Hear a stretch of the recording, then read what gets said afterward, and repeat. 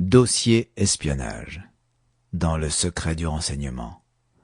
Narration Patrick Blandin. Un programme de la Compagnie du Savoir.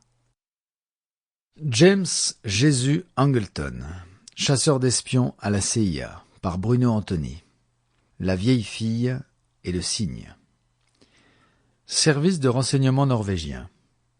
Le matin du 14 septembre 1965, la journée commença comme les autres pour Ingeborg Liggren.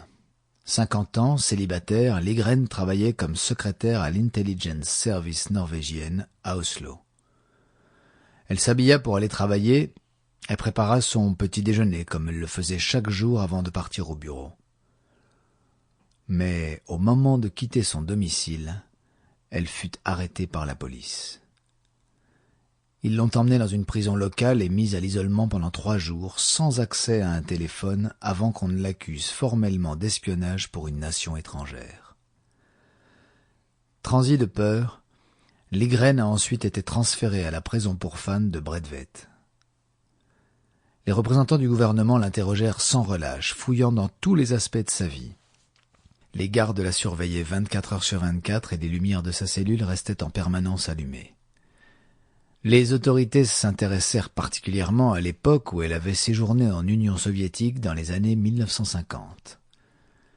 Liggren, qui parle couramment le russe et le polonais, avait été recruté par l'Agence centrale de renseignement américaine en tant que facteur, affecté à la remise des messages secrets aux agents de la CIA qui travaillaient en Union soviétique.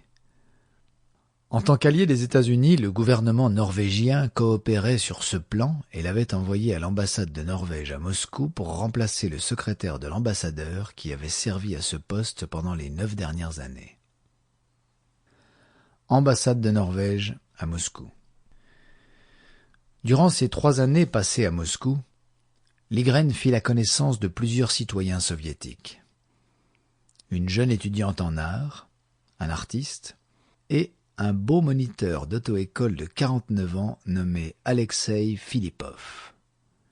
Elle supposait que chacun d'entre eux travaillait pour le KGB, notamment pour l'organisme civil de renseignement soviétique tchèque, et qu'il ne s'était lié d'amitié avec elle que pour tenter de la convaincre d'espionner pour eux. Liggren rendait scrupuleusement compte de ses rencontres à son correspondant de la CIA, Richard Kovic, qui lui conseilla de se méfier de ces 3 personnes. Elle admit qu'elle avait eu une liaison avec Philippov, le moniteur d'auto-école, et expliqua à Kovic que Philippov appartenait probablement à la CIA. Elle pensait qu'il pouvait être un espion de type cygne, des hommes séduisants, formés pour séduire les travailleurs étrangers vulnérables et les compromettre.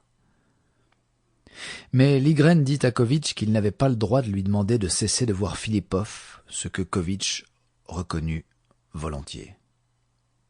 Liggren avait été disponible pour la CIA et était considérée par Kovic comme un atout. Elle sentait qu'elle pouvait gérer la situation, et Kovic lui faisait confiance sur ce point pour poursuivre sa mission. Guerre froide, par Tom Mangold. En août 1959, Liggren fut transféré vers un autre poste au gouvernement norvégien et retourna à Oslo. Son implication à la CIA en fut donc réduite. Du moins, le pensait-elle. À son insu, au siège de la CIA à Washington, le service de contre-espionnage du personnel de l'agence constituait un dossier contre Richard Kovic.